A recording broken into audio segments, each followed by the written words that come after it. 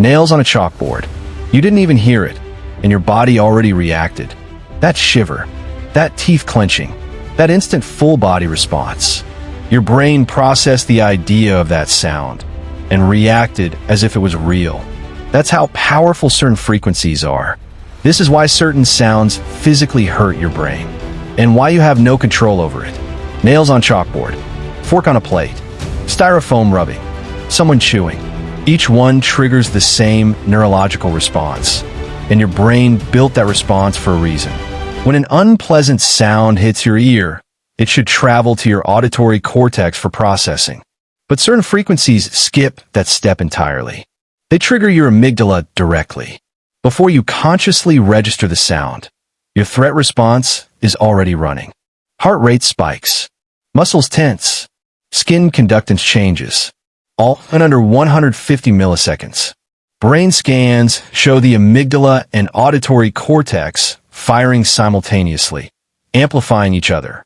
The more emotionally reactive your amygdala, the more painful the sound feels.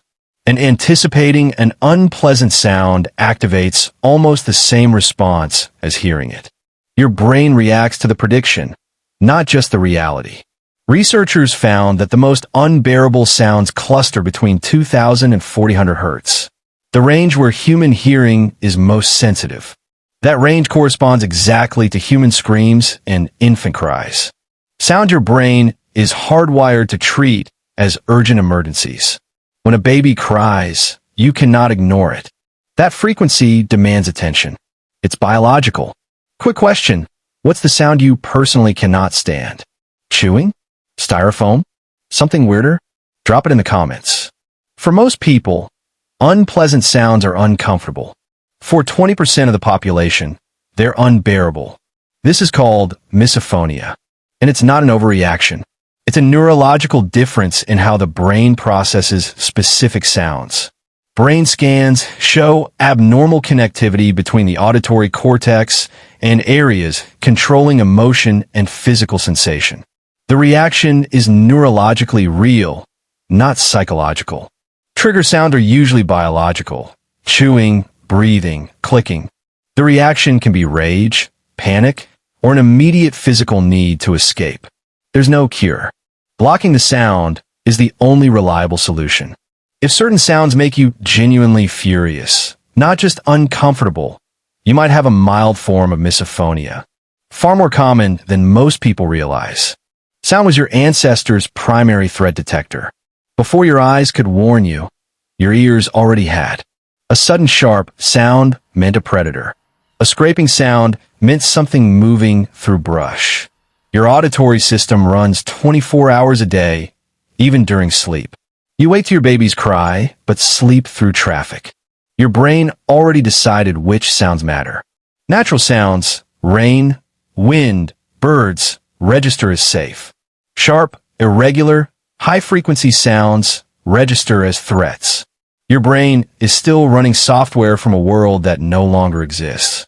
Not everyone reacts equally. Surgeons who work with bone saws develop reduced sensitivity over time. Repeated exposure without danger teaches the amygdala to stand down. This is called habituation. Your brain stops treating a familiar, non-threatening sound as dangerous. The alarm gradually turns off. People raised in cities habituate to sirens and crowds. People raised in quiet environments find those sounds jarring. Your sensitivity map is built entirely from your personal history. Trained musicians often react more strongly to unpleasant sounds, not less. Enhanced auditory processing means more detail. More detail means more discomfort when something sounds wrong. Final question: is there a sound that used to bother you that no longer does? That's habituation in real time. Your brain updated its threat list without telling you. Drop it below. Certain sounds hurt because your brain treats them as biological alarms. The amygdala fires before you can think, and knowing why doesn't stop it from happening. Next week, why you crave specific foods when you're stressed. Not habit. An actual neurochemical process your brain runs automatically, using the same reward system we've covered all month. Subscribe so you don't miss it. New video every week. Drop your most hated sound in the comments. I read every single one.